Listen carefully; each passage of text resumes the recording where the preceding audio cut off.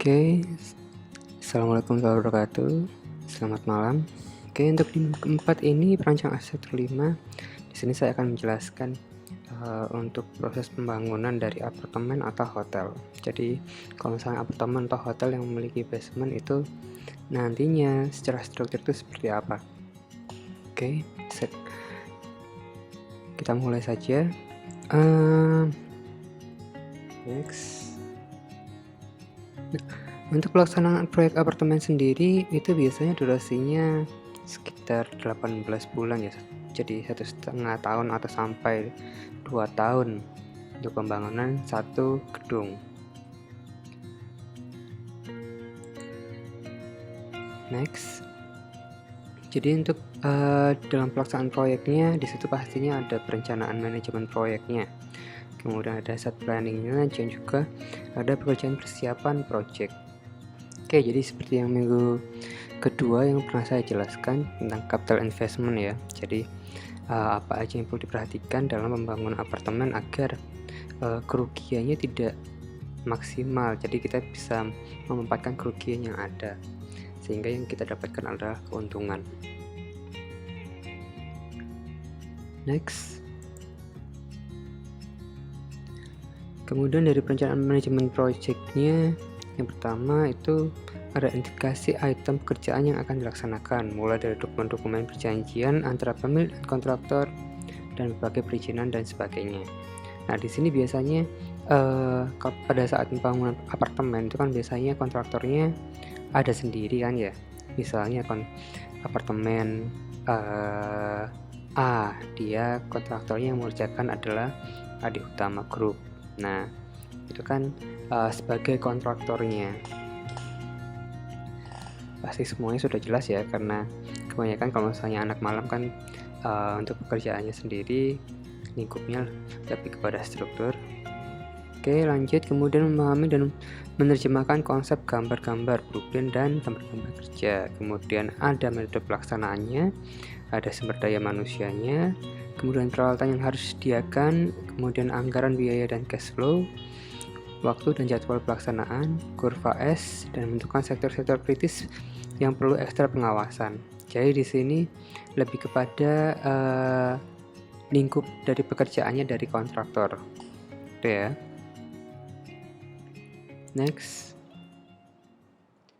Kemudian harus diperhatikan juga pada saat pengerjaannya, kontraktor harus sudah menentukan dari set planningnya. Set planningnya di sini lebih kepada bagaimana menentukan gerbang utamanya, kemudian jalan masuknya, jalan sementara dalam lingkungannya, aksesibilitasnya, kendaraan-kendaraan untuk pengangkut bahan material untuk masuk ke dalam itu seperti apa, kemudian alur jalan kerjanya, kemudian sistem drainase dan kolam penampungan air sementara itu seperti apa. Karena kan karena waktunya sangat lama, sehingga di sana pasti ada yang namanya direksi kit yang dia ada kantornya ya di tempat tersebut, sehingga memudahkan untuk pengecekan, pelaksanaan dan lain sebagainya.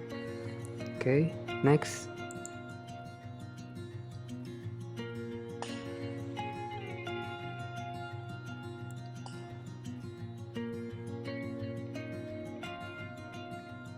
Kemudian untuk di sini ada pekerjaan persiapan project, apa yang harus dilakukan. Itu yang pertama biasanya adalah ada koordinasi antara pemberi tugas, ownernya ya, kemudian manajer konstruksinya, pengawas, para konsultan arsitekturnya, struktur, mechanical, electrical, quantity surveyor-nya, kontraktor, group leader, tenaga kerja lapangan. Kemudian pengawasan pengukuran atau setting out, kemudian pembongkaran bangunan lama bila ada, dan menentukan titik tiang, pancang, serta pembuatan 3 buah tiang indikator. Kemudian selanjutnya adalah pengawasan atau pengecekan ketegakan tiang pancang yang dikerjakan kontraktor dengan menggunakan alat-alat seperti teodolit, mistar, ukur, benang, dan patok-patok. Next. Kemudian setelah itu ini adalah tahapan untuk proses pembangunannya ya. Jadi ada pekerjaan dinding basement, kemudian pekerjaan galian, kemudian pekerjaan fondasi, sloof, kolom, balok, plat tangga, utilitas, dan finishing. Oke, di sini kenapa saya yang pertama adalah pekerjaan dinding basement bukan galian, karena pada saat kan akan bikin basement yang diperkuat dahulu adalah dinding-dindingnya. Jadi kita harus membuatkan dinding sekeliling dari yang akan dibuat sebuah bangunan. Nah, kalau misalnya kita gali dulu setinggi 2 lantai itu akan mengakibatkan ambles di daerah sekitarnya. Seperti kejadian yang ada di Surabaya kemarin ya, contohnya ya, yang ada pembangunan rumah sakit Siloam. Ini saya contohkan. Nah, di Jalan Gubeng Surabaya, nah itu kan amblesnya kan kedalamannya kurang lebihnya 15 meter ya. Nah, itu karena kemungkinan ada salah dalam proses jalannya konstruksi, sehingga mengakibatkan jalan yang ada di sekitarnya itu ambles ke arah galian yang ada di Siloam itu tadi. Nah, itu harus diperhatikan karena akan sangat merugikan masyarakat. Oke, next. Jadi di sini untuk pekerjaan dinding basement itu ada 2 cara, yaitu yang pertama adalah retaining wall, yang kedua adalah diafragma wall. Sama-sama dindingnya, cuman perbedaannya ada pada bentuknya. Next. Nah, untuk retaining wall itu dia sistemnya seperti apa ya istilahnya itu, dia seperti straws yang besar itu ya. Jadi seperti tabung-tabung besar yang sudah ada besinya di dalamnya, tinggal dimasukkan ke dalam seperti tiang pancang gitu, dan dia dibuat berhimpitan sehingga dia membentuk sebuah bidang dinding yang mampu menahan area sekitarnya nantinya. Itu ya, jadi contohnya seperti ini. Kemudian untuk yang metode berikutnya ada diafragma wall. Diafragma wall ini seperti dinding geser, atau yang biasanya ya yang disebut dinding geser ya, shear wall, yang saya sebut dengan shear wall. Jadi dia dindingnya sudah terdapat rangka-rangka besinya. Kemudian pertama adalah digali seperti ini ya tahapannya. Setelah digali kemudian dimasukkan untuk rangka besinya, kemudian dicor. Memang secara untuk waktunya dia agak sedikit lebih lama dibandingkan dengan retaining wall, karena retaining wall di sini dia tinggal menancapkan saja. Cuman kendalanya nantinya adalah air.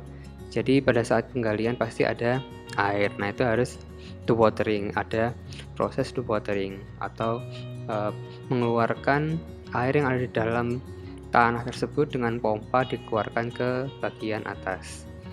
Bila kering kemudian langsung dimasukkan untuk retaining wall-nya dan diafragma wall-nya atau diafragma wall-nya. Itu ya. Next. Setelah diafragma atau dinding retaining wall-nya sudah dibuat, kemudian baru digali sedikit demi sedikit untuk galian yang ada di bagian dalamnya. Nah, proses penggaliannya dia tidak langsung digali secara vertikal ya, tapi digali secara miring agar nantinya untuk alat-alat seperti bego dan lain sebagainya, truk itu masih bisa melalui area tersebut. Jadi sedikit, jadi galian tahap 3, kemudian digali lagi di bagian bawahnya. Jadi kondisinya miring, bukan vertikal. Nah, ini galian tahap 2, kurang lebihnya seperti ini. Jadi kemiringan maksimumnya adalah 15%. Ini untuk memudahkan kendaraan bisa mengakses ke bagian bawah. Next. Kemudian ini untuk hasil galiannya ya, untuk buangannya itu tadi. Next.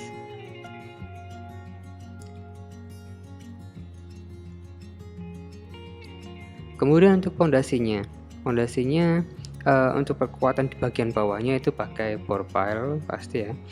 Kemudian ada pile cap-nya. Kemudian untuk perkuatan dinding basement, biasanya untuk keseluruhan dinding basement menggunakan shear wall. Jadi di sini shear wall juga fungsinya adalah untuk membantu atau menopang bangunan yang ada di atasnya. Oke, next. Nah, setelah pile cap kemudian propelnya sudah dipasang, jadi kan fondasinya sudah jadi ya. Jadi kalau misalnya dilihat dari contoh gambarnya mungkin seperti ini, sebentar saya tunjukkan. Nah, seperti ini jadinya. Jadi pile cap sudah siap, di bawahnya ada propelnya pasti ya. Tinggal ini struktur yang ada di atasnya tinggal dinaikkan. Oke, next. Setelah itu lanjut ke proses penulangan untuk sloof. Jadi seperti rumah atau tempat tinggal mungkin kalian sudah sangat-sangat paham. Jadi setelah fondasi bawah sudah selesai, kemudian baru sloof, kolom, dan balok dipasang ya. Jadi pasti kalian sudah paham untuk penulangan sloof dan lain sebagainya. Hanya saja perbedaannya adalah kalau misalnya bangunan dia seperti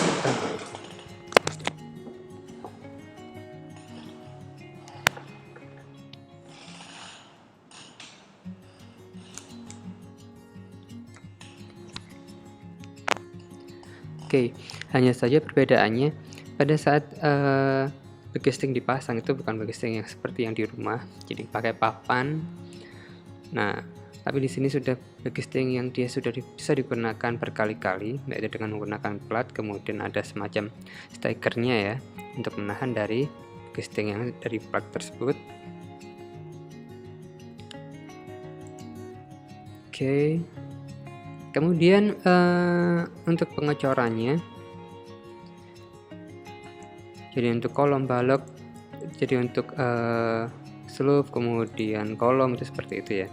Untuk balok nanti sama, jadi tetap pakai backcasting plat, kemudian ada scaffoldingnya untuk menahan dari backcastingnya tersebut.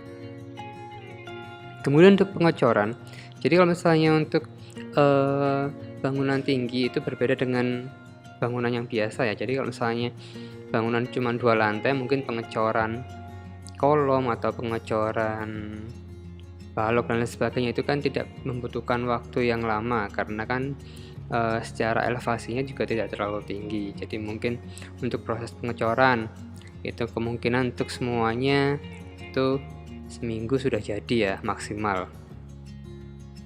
Nah, kalau misalnya untuk apartemen atau hotel itu kan karena banyak lantai, kemudian area yang luas, kemudian untuk mendatangkan molen itu tidak bisa sebanyak atau tidak bisa mencukupi untuk keseluruhan. Jadi kan biasanya dilakukan bertahap untuk proses pengecorannya. Nah, karena dilakukan secara bertahap berarti ada jeda waktu antara kolom yang sudah jadi dengan kolom yang baru, atau beton yang sudah jadi dengan beton yang baru dibuat. Nah, di situ dibutuhkan pengikat atau penguat antara beton yang sudah jadi terlebih dahulu dengan beton yang barusan akan dituangkan.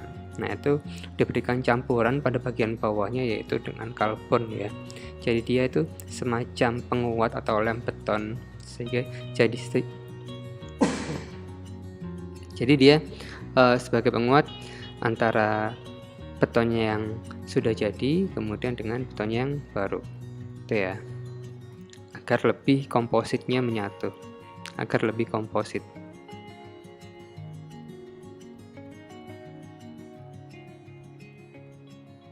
Oke, next. Kemudian untuk perawatan beton ya, jadi seperti yang dibilang tadi, jadi beton itu tidak langsung jadi semuanya karena membutuhkan waktu, karena volumenya sangat besar sehingga dibuat secara bertahap. Nah, untuk menjaga dari kelembapan beton itu sendiri, untuk menjaga agar beton tidak retak karena cuaca, nah itu biasanya beton dilapisi oleh plastik atau karung goni, kemudian mungkin sehari atau beberapa hari disiram ya, disiram. Nah, itu namanya adalah metode curing, adalah untuk menjaga kelembapan dari beton itu sendiri. Jadi agar tidak retak pada saat terik matahari yang sangat panas, kalau misalnya di musim kemarau itu kan akan mengakibatkan beton mudah retak. Oke, lanjut. Kemudian untuk pembuatan balok sama ya, seperti yang tadi saya bilang. Jadi memakai plat, kemudian ada scaffoldingnya, kemudian dibantu dengan hory beam sebagai untuk menjaga dari berdirinya dari ini ya, apa namanya itu, menjaga berdirinya dari plat tadi itu, plat untuk castingnya. Oke, next. Kemudian pekerjaan plat. Nah, kalau misalnya contohnya di sini kan platnya kan dia ini ya, apa namanya itu, dilakukan secara manual. Namun kalau misalnya untuk apartemen atau hotel yang dia memang berlantai banyak, itu biasanya untuk platnya sudah menggunakan fabrikasi. Jadi tinggal menyambungkan antara plat satu dengan yang lain dengan kolom baloknya. Namun tetap scaffolding tetap ada, jadi seperti hory beam ini tetap ada. Jadi untuk agar menjaga atau sebagai dasar dari untuk meletakkan dari platnya tersebut. Oke, kalau ini yang secara konvensional, tapi kebanyakan kita sudah memakai untuk yang fabrikasi ya. Kemudian untuk tangga dan lift. Nah, untuk tangga dan lift, nah di sini dia sifatnya adalah zero wall ya, yang dimana nantinya dia sistemnya adalah sebagai core, dia adalah sebagai konstruksi utamanya, sehingga untuk dindingnya bukan dinding bata biasa, tapi dia menggunakan dinding beton, yang dimana di dalamnya ada rangka-rangkanya seperti ini. Nah, ini yang dinamakan dengan zero wall. Tadi yang seperti contohnya tadi ya, untuk yang dinding basement kalau bisa juga menggunakan sistem zero wall atau yang pakai diafragma sel tadi itu tadi. Oke. Next.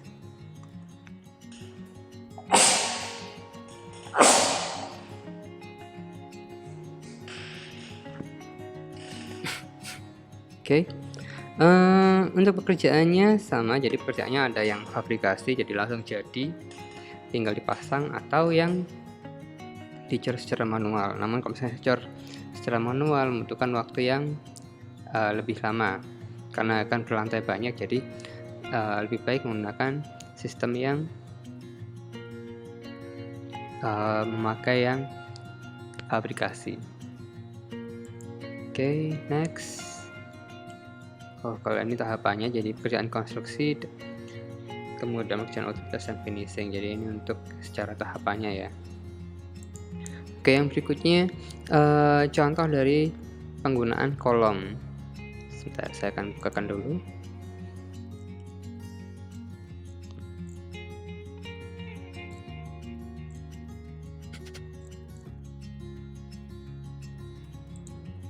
Oke, lanjut.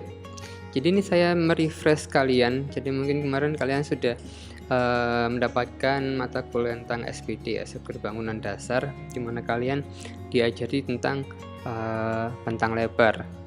Nah, di sini untuk kita fokuskan lebih ke untuk yang betonnya ya. Jadi kalau misalnya beton itu ciri-cirinya adalah sistem utamanya adalah bentuk tulang. Jenis elemennya adalah struktur yang kaku, kemudian dia berupa slab atau plat, kemudian ada kolom dan bolok, kemudian konstruksi slab datar, kemudian bisa juga dengan slab waffle, kemudian elemen beton juga bisa menggunakan yang fabrikasi. Gitu ya. Next. Nah, ini macam-macam dari aplikasi dari kolom beton, balok, kemudian plat ya.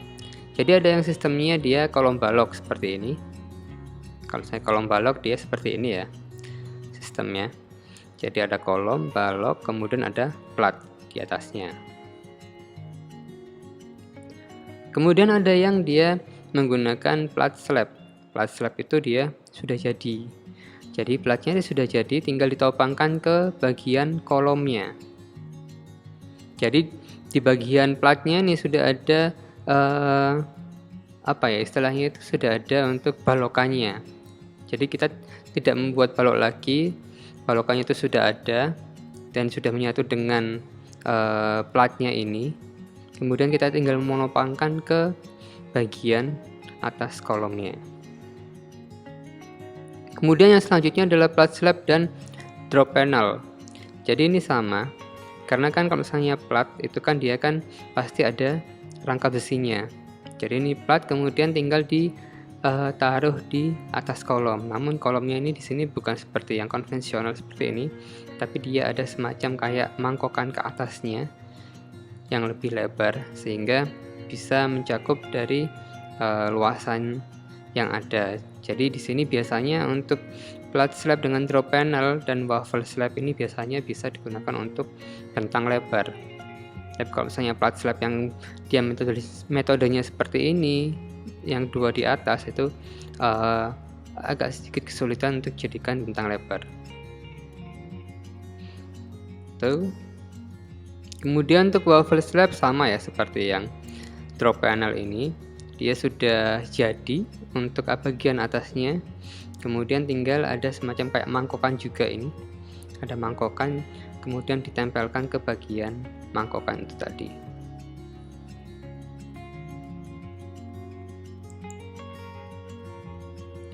Next, ini contohnya adalah seperti jalan ini ya, apa namanya itu, jalan tol. Jadi dia menggunakan sistem dari kalau kita bilang bisa menggunakan drop panel ini ya. Jadi dia sudah jadi untuk platnya dengan balok-baloknya yang ada di dalamnya dan besi-besinya. Kemudian ditopangkan ke kolom yang dia bentuk seperti mangkokan ini. Nah, ditopangkan dan ini dia sangat panjang sekali. Nah, ini membuktikan kalau misalnya beton juga bisa digunakan untuk yang bentang lebar. Namun juga harus dihitung bagaimana kolom dan balok utamanya ini besarannya berapa. Nah, itu adalah bagian sipil itu. Oke, next. Kemudian untuk yang ini contohnya dari yang drop panel tadi ya. Jadi kalau misalnya drop panel contohnya seperti ini, kalau misalnya dia memang bentang lebar, kalau misalnya kalian lihat ini kan bentangnya kan lumayan lebar ini dari sini ke sini. Kalau ini memang bentangnya agak sedikit pendek karena dia mencakup untuk semuanya ini. Jadi ini adalah satu kesatuan. Jadi ini adalah kolom-kolomnya, kemudian di sini ada semacam seperti plat ya, seperti mangkokan gitu untuk menopang yang bagian atasnya. Tuh. Nah, ini salah satu contohnya juga untuk yang drop panel. Jadi tidak terlihat dia untuk baloknya karena besinya itu sudah menyambung dengan bagian platnya. Jadi kalau misalnya kalian lihat di sini, nah kurang lebihnya seperti ini. Oke. Kemudian untuk waffle juga sama seperti yang sistemnya drop panel, hanya dia untuk platnya berbentuk seperti waffle ini. Jadi dia fungsinya adalah rigid dari balok ya. Jadi bentuknya rigid seperti ini, dan ini juga dia bebannya bisa lebih menyebar sehingga dia bisa digunakan untuk bentang lebar dibandingkan dengan yang konvensional. Untuk yang kolom balok pasti dia akan membutuhkan balok yang dengan ukuran yang sangat besar. Kalau ini dia karena dibuat rigid seperti ini sehingga dia untuk baloknya tidak terlalu kelihatan besar karena dibuat merata. Oke, next. Ini juga sama, ini untuk ini ya, apa namanya itu, waffle tadi. Ini juga untuk waffle sama. Oke, ini untuk sistemnya kurang lebihnya seperti ini. Oke, mungkin sampai itu aja untuk kolom balok beton. Kemudian untuk macam-macam dari panel ya. Jadi kalian mungkin bisa gunakan untuk referensi digunakan pada struktur kalian. Oke, mungkin saya akhiri sampai sini aja untuk materi perkuliahan minggu keempat ini. Assalamualaikum warahmatullahi wabarakatuh.